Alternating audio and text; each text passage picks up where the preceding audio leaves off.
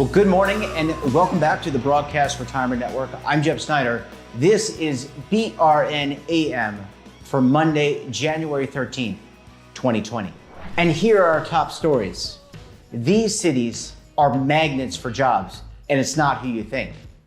And streaming services reach over 1 trillion songs sold. Well, it's Social Media Monday, and that means a look at the latest social media trends as it relates to personal finance, technology, retirement, and so much more. And joining us from San Francisco, California, Senior Financial Services Editor for LinkedIn, Devin Banerjee. Devin, thanks for joining us again this morning. Great to see you. Good morning, Jeff. Good to be with you. Always a pleasure talking with you. And I know a lot happening this first couple weeks in the year in terms of social media on the LinkedIn platform. So what's top of mind this week? I know you have some interesting stories about cities becoming magnets for industries.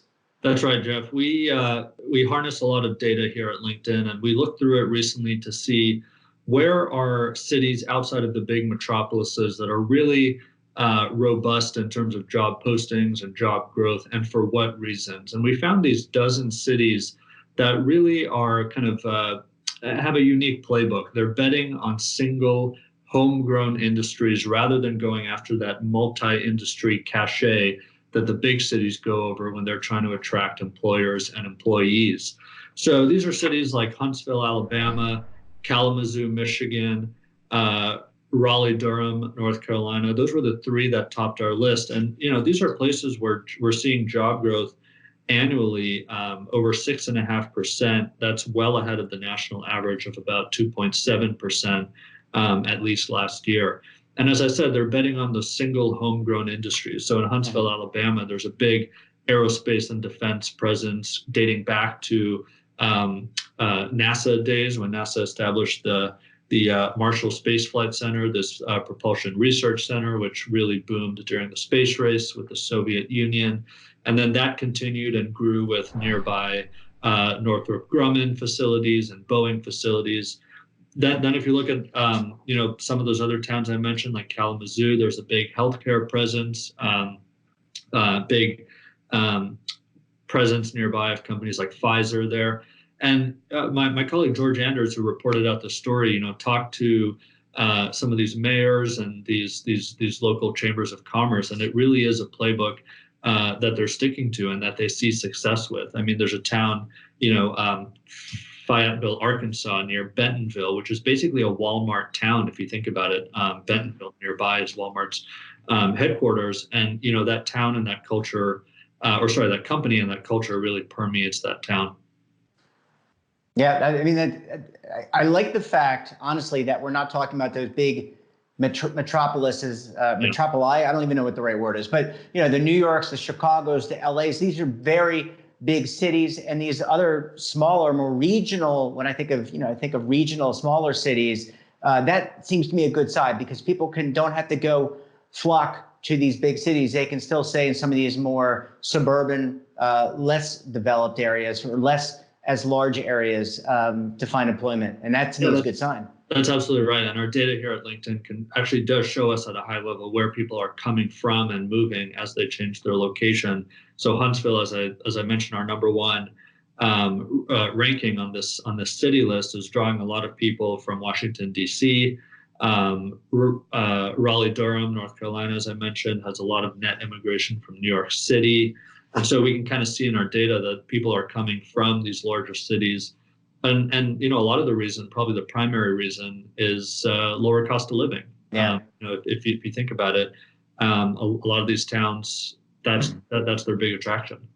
Yeah, and one of the biggest cost of livings is, as you've covered on the platform, on your platform, and we've covered on the network, is San Francisco, your neck of the woods, very expensive real estate. I mean, I got to think that real estate drives a lot of this. You mentioned cost of living, and I wonder, Devin, because of these cities kind of maturing and bringing in, attracting new industries like healthcare and manufacturing, I'm wondering if it might actually slow down some of the movement that we've seen where people have to pick up and leave and find the opportunity in a big metropolis. They leave, Alabama, for example, and have to go to New York or have to go to, Detroit or some other, maybe Detroit's a bad example, but another big city. Yeah, no, it is true. As these industries grow in these cities, we do see movement slow. There was actually some data out 2 weeks ago, some national data that showed that Americans are moving less. Now, of course, anecdotally, and through the data, we're seeing some people are continuing to move, and it's mainly driven by cost of living reasons. But it is true that overall, people in the U.S. are moving less, and again, they're finding those careers or those industries, or a lot of it is real estate driven, as you mentioned. When people get in to an ownership model or ownership situation with real estate and with homes, they tend to stay. My colleague George, who reported out the story, was talking to some realtors in these small towns who, of course, are having a booming time as people are entering and job growth is occurring. Of course, real estate prices are going up as well. Yeah, I think that's really fascinating. And we talked, I don't know, maybe a month ago about some of these medical deserts that exist with these smaller towns. And I think the story highlighted some healthcare organizations that are moving in and being attracted. And I think that's also a good sign. So you've got these, as you described them, Walmart, or described as Walmart towns. And now they're attracting hospitals and healthcare. Right. So people don't necessarily have to travel to these great distances to get treatments. Yeah, absolutely. Without a booming economy, unfortunately, a lot of medical professionals, doctors, and nurses, we're not moving to these rural parts of the country, creating, the term you use, medical deserts, and that was quite troubling. And so, that is also a part of this trend where these single industry cities are creating at least a booming, thriving economy that then draws in other, smaller pockets of other industries, including healthcare and healthcare services. So Devin, last question here. Earlier yesterday on the podcast, we talked about aging workers, and I'm just wondering if companies trying to attract aging workers, if some of these regional cities that are drawing attention might be potential opportunities for some of these aging workers who are looking to extend their careers beyond 65? Yeah, that's absolutely right. You would think so, with the cost of living being low enough in these cities and those aging workers needing to, as you said, continue working, most of the time because they have not saved enough or saved adequately for retirement. So you would think that would still be an attraction. That said, anecdotally, we do see some of those quote unquote older workers also less willing to move from where they have settled. Sure. And so, of course, there's a pull and pull tension there. Yeah, well, really interesting how you can mine that data and then release that information. I think it's really informative and will definitely inform hiring practices for major organizations, not-for-profits, governments, et cetera. Really important. Devin, I want to take a quick break. When we come back, streaming services reach over 1 trillion streams and downloads. Amazing story. We're talking to Devin about this when we come back right here on BRN AM.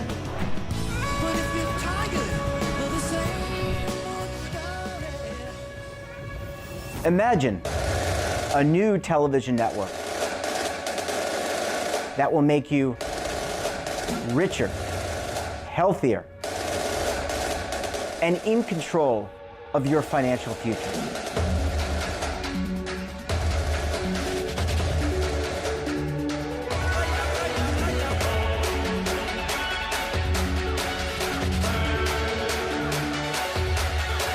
This network is for the policewoman in Nashville, Tennessee, the baker in Dubuque, Iowa, the teacher in Lexington, Kentucky.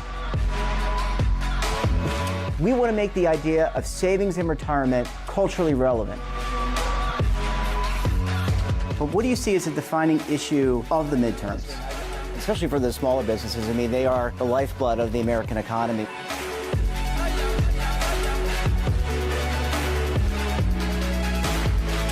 Featuring exclusive interviews, current affairs, and docuseries. 33 years old, you retired early. The philosophy is money only matters if it helps you live a life that you love. But you got to start thinking about retirement as soon as you get in. The Broadcast Retirement Network will drive very high engagement with premium partnerships. So this isn't retirement and savings for your parents or grandparents. This is for all Americans. And we're going to change the way you think about money.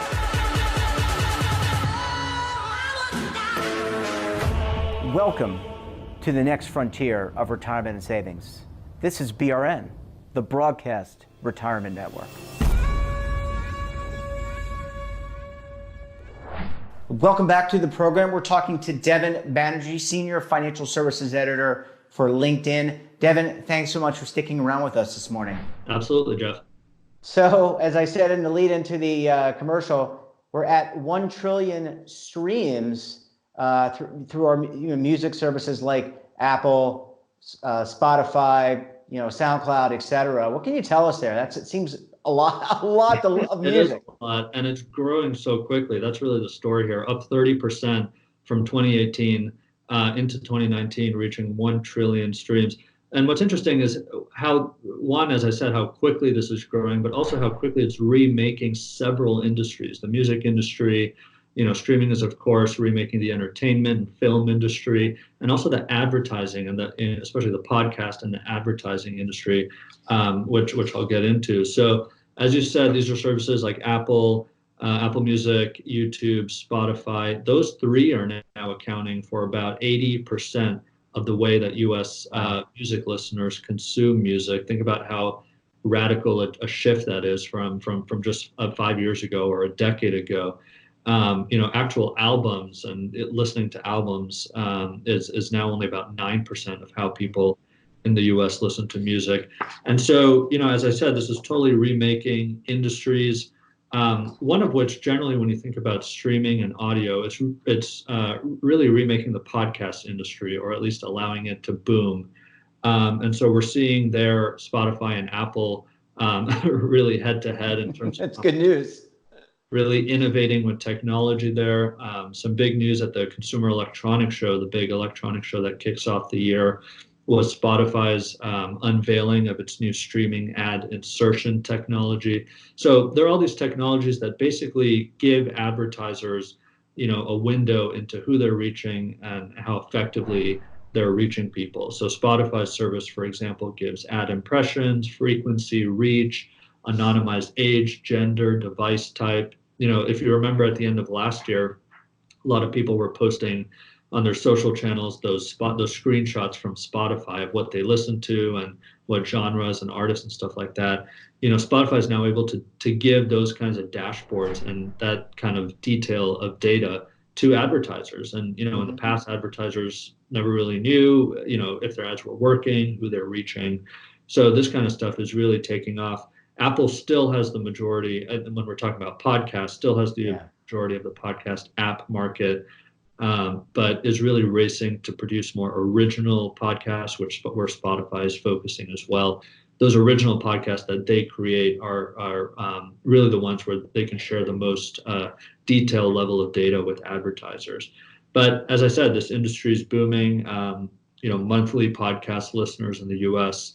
are expected to reach over 100 million in just the next couple of years by 2023. That's like a third to a quarter of the U.S. population. And ad revenue is really expected to get up to about $1 billion from podcasts. One of the interesting unintended, perhaps, or at least intended or unintended, one of the interesting consequences of all of this is an interesting story we featured about how the environment is actually affected by streaming. Now, you would think, streaming is all virtual, et cetera, but it really requires those huge amounts of electricity from servers, which have to be cooled constantly. And actually the electricity usage coming from streaming services and streaming products is expected to rival the usage coming from the airline industry, or at least the effects on the environment from the airline industry. Wow. The International Journal of Green Technology, whose research we featured recently, sees computing power alone, driven by streaming, using about 1/10 of global energy by 2030 if we continue on this path. I mean, if you think about how much time we spend on our phones listening to audio or watching Netflix, or how much time we spend on our computers now watching streaming services, consuming streaming audio and video, it's just growing and growing so quickly. Yeah, I mean, and that is an unintended consequence that I'm sure people didn't even think about. But the energy to run servers, to pull that information has to come from somewhere. I mean, there's not a hamster wheel out there like in the Flintstones, right? I mean, you remember that cartoon that's creating that energy, and it's got to come from somewhere. So a lot for people to think about it. And just dovetailing back to our conversation, I think a few weeks ago around sustainable investing, this has got to be an area that people who are concerned about the environment, concerned about governance and socially responsible investing have to look at. Yeah, absolutely. I mean, we saw a lot of people come out in conversation on LinkedIn when we feature the streaming and environmental effects story, saying, my company is doing this, or my company is thinking this way, or we saw the mayor of Winnipeg come out and talk about how well positioned some different climates, like cooler climates, are to host data centers and server centers. Yeah. If you think about that, where they can be kept cool without much more electricity.